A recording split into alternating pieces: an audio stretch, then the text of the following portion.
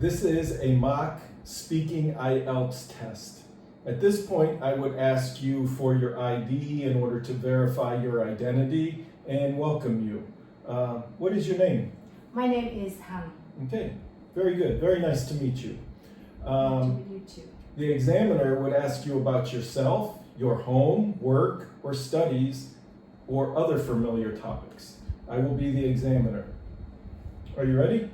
Yes, I am. Okay. Tell me about yourself and your family. My name is Han and I'm originally from Vietnam. I would describe myself as a fairly outgoing and motivated person. I enjoy meeting new people, learning new skills, and challenging myself, especially in areas related to communication and personal development. At the moment, I'm focusing on improving my English and building my career, so I try to stay curious and open-minded in everything I do. As for my family, we are a small but very close-knit group. I live with my parents and I also have one younger brother. My parents are incredibly supportive. They were always encouraged me to pursue education and to be independent in my decisions. My father is quite practical and hardworking, while my mother is warm and patient. So I felt like I've learned different strengths from each of them.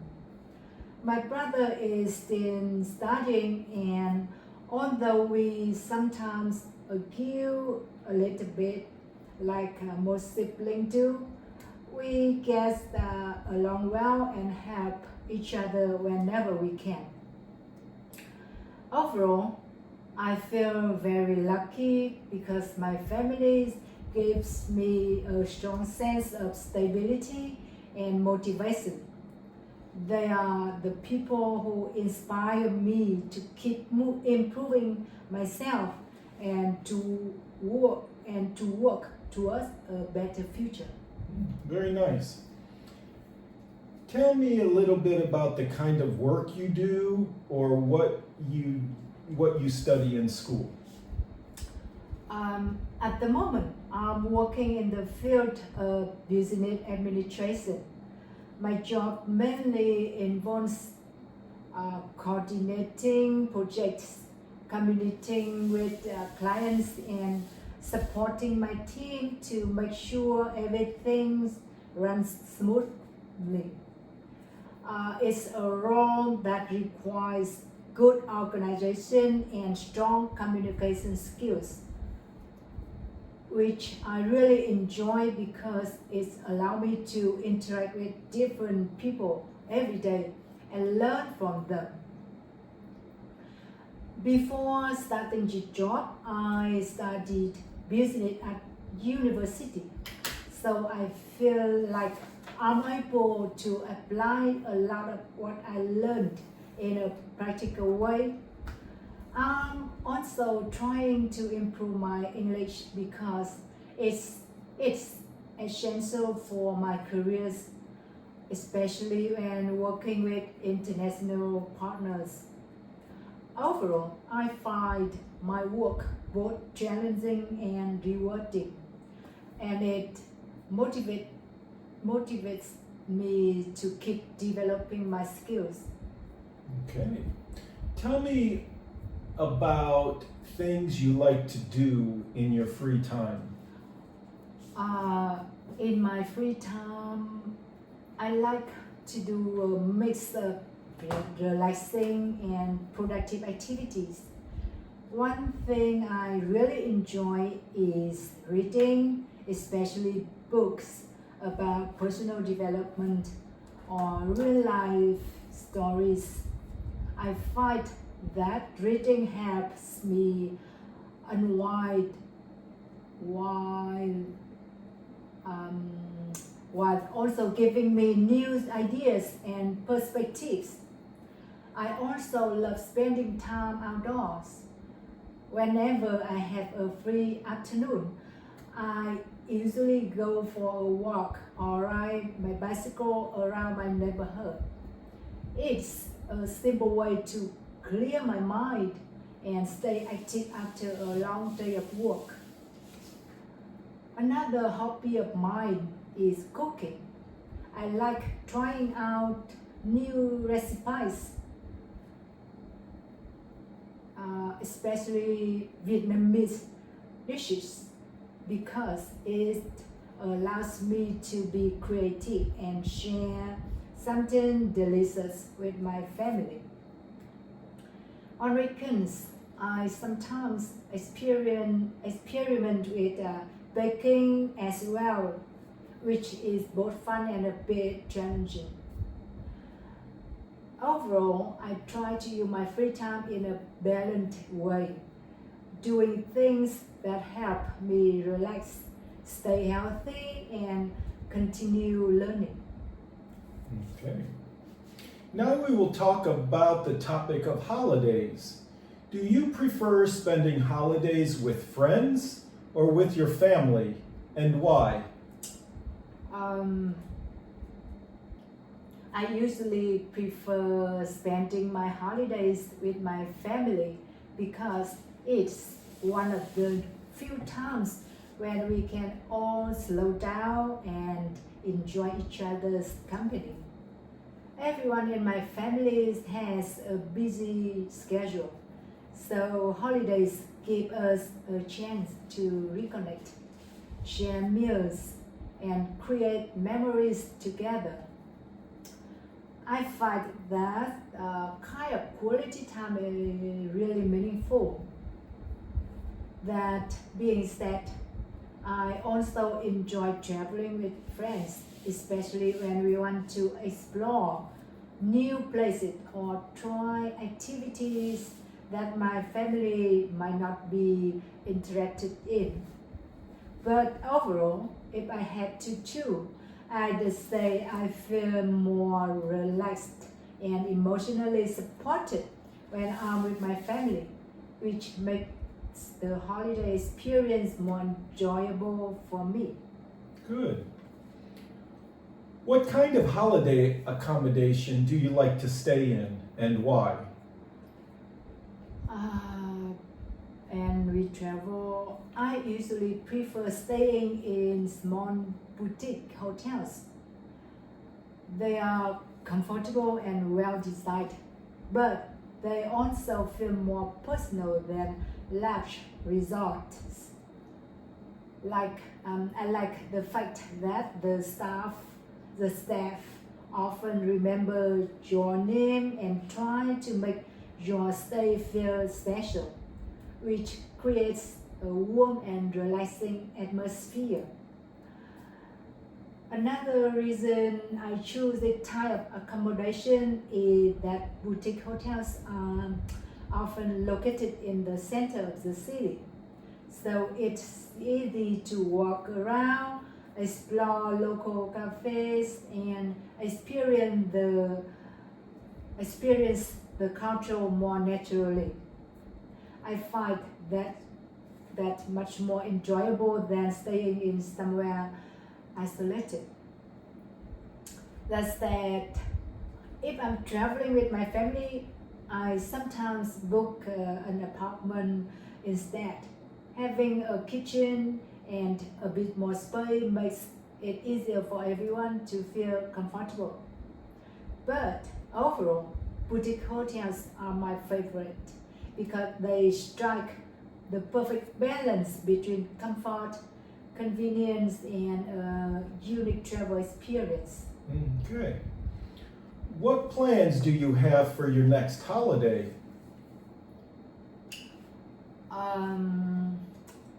For my next holiday, I'm planning to take a short trip to Da Nang with my family. We've all been quite busy lately, so we want somewhere relaxing but still interesting to explore. Our idea is to spend a few days by the beach, enjoy some fresh seafood, and maybe visit a few popular spots like Banana Hills or Hội An if we have enough time. I'm really looking forward to it because I haven't had a proper break in a while, and Da Nang has a nice balance of nature and culture.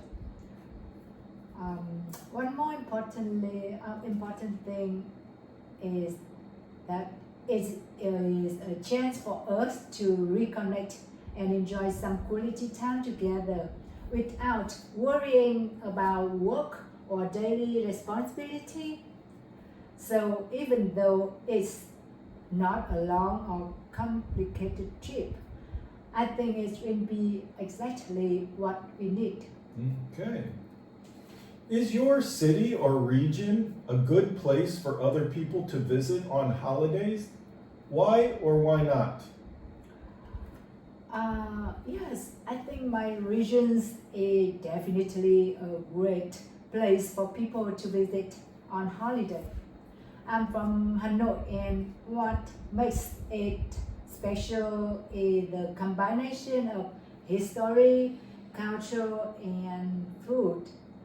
Visitors can explore ancient temples, traditional markets, and beautiful lakes, all within a short distance. So it's a very easy to experience different sides of the city in just a few days.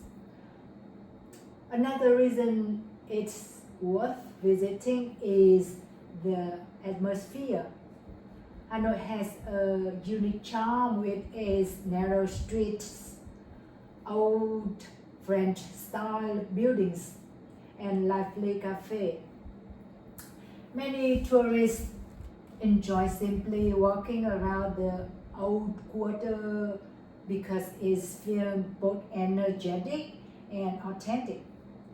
On top of that, the food here is amazing. Dishes like phở, bún chả, and egg coffees are famous worldwide, and trying them in their original place is a completely different experience. Of course, the city can be a bit crowded at times, but overall, I think the cultural richness and the warm, welcoming people here make it a very memorable destination for travelers. Okay. And that completes part one. Now, Let's move on to part two. In this part, I would like you to describe a car journey you made that took longer than expected. You should say where you were going, who you were with, how you felt during your journey, and explain why the car journey took longer than expected. You will have to talk about this topic for about 1 to 2 minutes. You have 1 minute to think about what you're going to say, and you can make some notes if you wish. I will let you know when 1 minute is up. okay.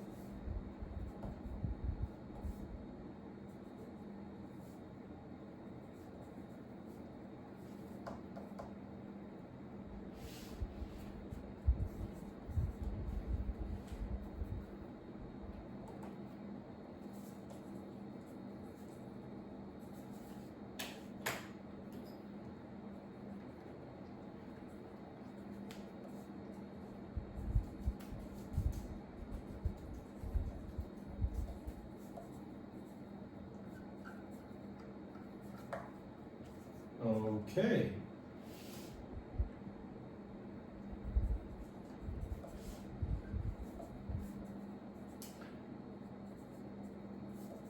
One minute has completed. Describe a car journey that took you longer than expected. You should say where you were going, who you were with, how you felt during the journey, and explain why this car journey took longer than expected. One car journey that took much longer than expected happened last year when I was traveling from Hanoi to Ha Long Bay with my family. We had planned a simple weekend trip, and normally the drive only take about 2.5 hours. So we left early in the morning, expecting to arrive before lunchtime. I was traveling with my parents and my younger brother, and at the beginning everything felt quite smooth. We were all in a good mood, listening to music and chatting about what we wanted to do once we arrived. But about halfway through the journey, we suddenly ran into extremely heavy traffic. There has been a minor accident on the highway, and because it was a holiday weekend, the roads were already crowded. As a result, all the cars were moving at a very slow pace. At first, I felt a bit frustrated because I had been looking forward to relaxing by the beach, and it was disappointing to be stuck in the car for so long. But after a while, I tried to stay positive. We played some games, we talked about our plans, and even stopped at the rest area to stretch our legs and buy some snacks that help lighten the mood. In the end, the journey took almost 5 hours, almost double the usual time. The main reason it took so long was the combination of the accident and the holiday traffic. Even though it wasn't the smooth trip we expected, it actually turned into a memorable experience because we had plenty of time to talk and enjoy being together as a family. Okay, very good. I'll take the pen and paper back from you. Thank you. That concludes part 2. We will now move on to part 3. Our first discussion topic will be about driving a car. Let's begin. How interested are young people in your country in learning to drive? In Vietnam, I would say young people are becoming increasingly interested in learning to drive. But the level of interest really depends on where they live. In big cities like Hanoi or Ho Chi Minh City, many young adults still really rely on motorbikes because they are more convenient in heavy traffic and much cheaper to maintain. As a result, some people don't feel a strong need to get a car license right away. However, in recent years, I've noticed a growing trend among young professionals who want to learn to drive as soon as they can. Owning a car is becoming more affordable, and for many people it represents independence, safety, and a higher standard of living. Parents also encourage their children to learn driving because cars are considered safer than motorbikes, especially for long distance travel.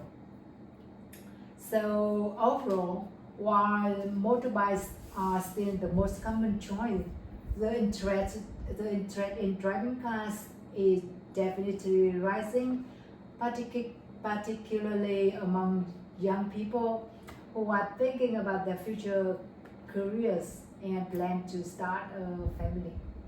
Good. What are the differences between driving in the countryside and driving in the city?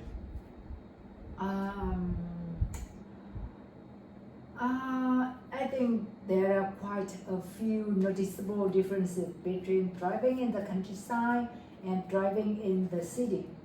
In urban areas, driving tends to be much more stressful because the roads are crowded and you constantly have to deal with heavy traffic, motorbikes weaving in and out, and frequent traffic lights.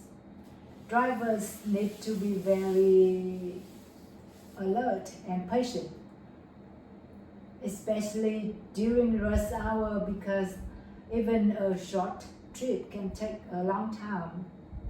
In contrast, driving in the countryside is usually far more relaxing.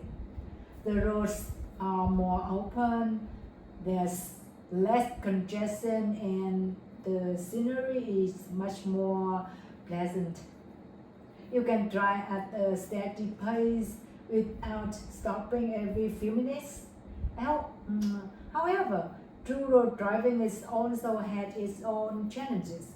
For example, some roads may be poorly maintained and you might encounter animals crossing the road or sharp bends that require careful attention.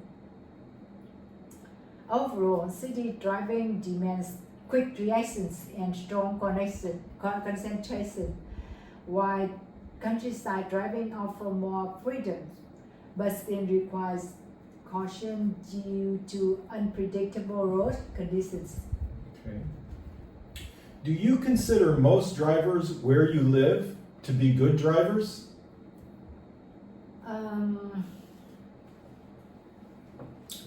To be honest, I think the quality of driving where I live is quite mixed.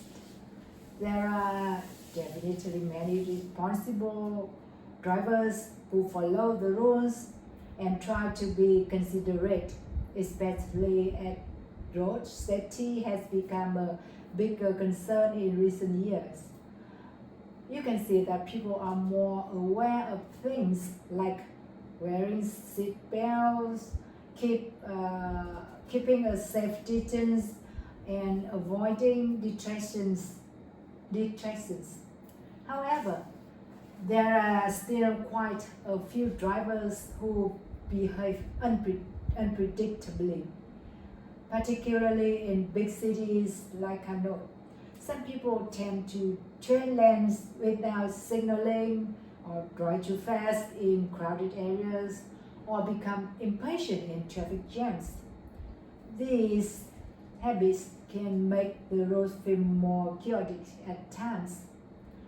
I think part of the problem is that the traffic system is very busy and people are often in hurry, so they take risks to save time.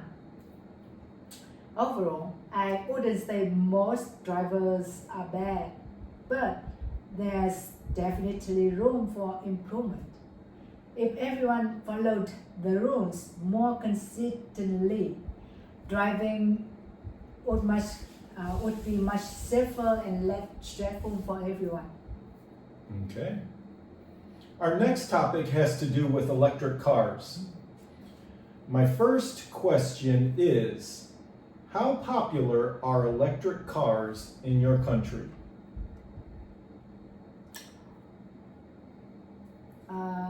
Electric cars are becoming more popular in Vietnam, but I would say the growth is still in its early stage.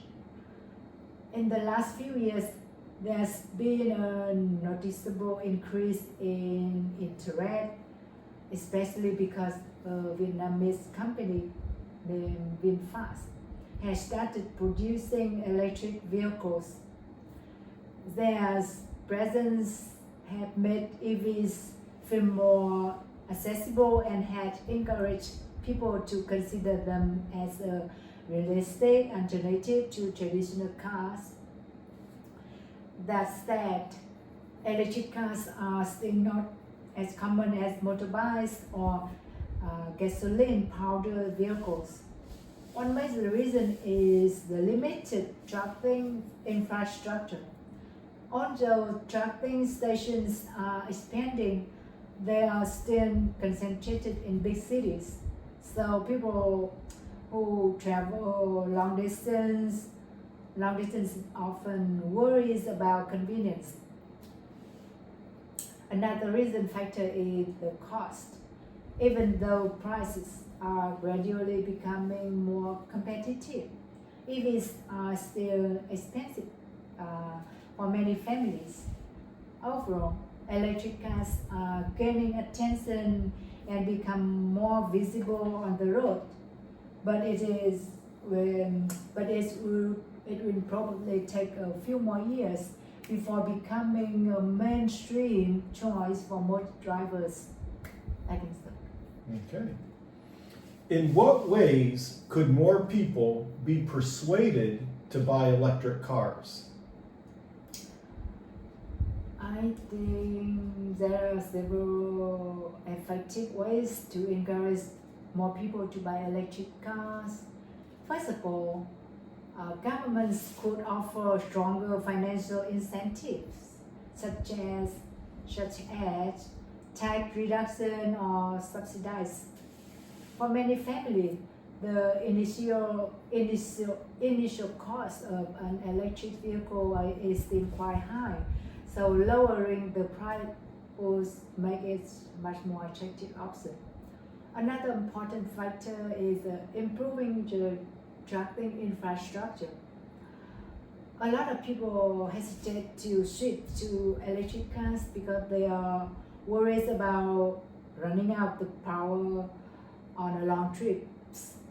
If charging stations were more widespread and convenient, especially in rural areas and along highways, people would feel much more confident about using EVs on a daily basis. The third thing I think is public awareness also plays a big role. Many people still don't fully understand the environmental benefits of electric cars or how much money they can save on fuel and maintenance in the long run. Clear, reliable information through advertising campaigns or community programs could help change their attitudes. Finally, car manufacturers could contribute by offering a wider range of models at different price points. When people have more choice that match their lifestyle and budget, they are more likely to consider making the switch.